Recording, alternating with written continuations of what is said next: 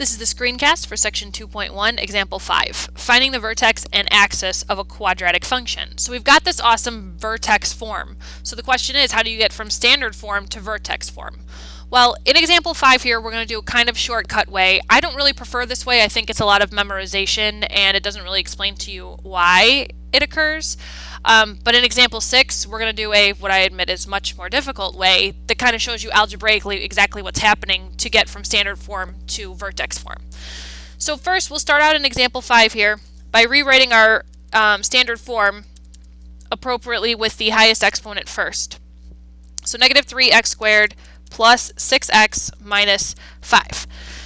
Okay, step 1. You've got a formula in your book that tells you that the h coordinate of your vertex is the opposite of b over 2a. Sounds familiar. It is part of the quadratic formula. Now, if you can figure out why it's part of the quadratic formula, bonus points for you. Alright, so h is the opposite of b over 2a. So that would be the opposite of b. So negative 6 over 2 times the a is negative 3. So that's actually negative 6 over negative 6. So that turns out to be positive 1 so far. Okay, now we can plug in positive 1 as our x value to find out what y value belongs with that. H is the x coordinate of our vertex, so it's still an input. It's a specific input we're looking for, but it is still an input. So I'm going to try f of 1 and plug 1 in for x, and I get negative 2. So now my vertex is at 1 comma negative 2. Now my leading coefficient is still going to be that negative 3 that was out in front. So my vertex form is negative 3 parentheses x minus 1 squared minus 2. So that's what I've done here. I put the original equation without any algebra done for me whatsoever, not even my first step, the original equation as given to me, and then my final answer to make sure every single step of my work is checked. If the very original and the very end are the same, I'm good to go. Y2 to the left, I hit enter to make that the dark bar so I can see when the first one graphs thin, the second one will graph thick right over that. So let's hit zoom 6. There's the original, and there's the other one graphing right on top of it. They are the same equation, just in 2 different forms. The now try problem for example 5 is number 27. Find the vertex and axis of the graph of the function. Rewrite the equation for the function in vertex form.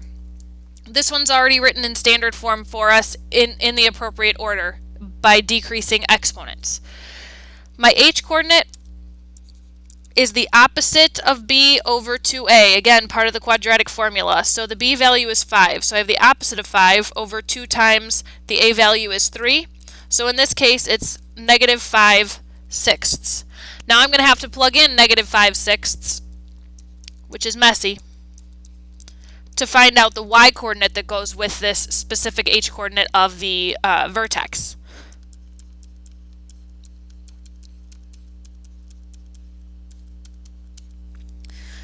Now I can let my calculator help me a little bit with that. I'm going to put in y1, I'm going to check my work anyway, so in y1 I'm going to put the original equation, and then I'm going to quit out of there, and I'm going to tell my calculator, hey, take y1 and make its input negative 5/6. Now I'm going to change that to a fraction, math enter, enter, and now I get negative 73/12 as the vertex. What a nice clean number.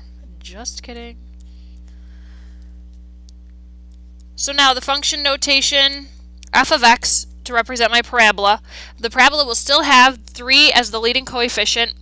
Now I'll have x, let's see, the h coordinate was negative 5/6, so this will be plus 5/6 squared, and then minus 73 over 12. I'm definitely going to check that because that one was messy. In y1, I already have the original equation with no work done by me whatsoever.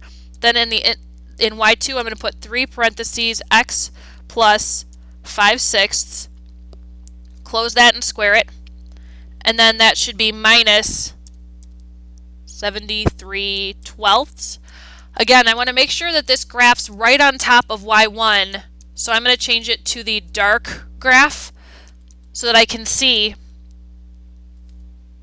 exactly where it's supposed to go. I think Zoom 6 should do it. Let's see. There's the first one. Drum roll. Yes. Okay. So I've got the original equation before I did any work on it, and my final equation after I did all my work that graphed to be the exact same parabola.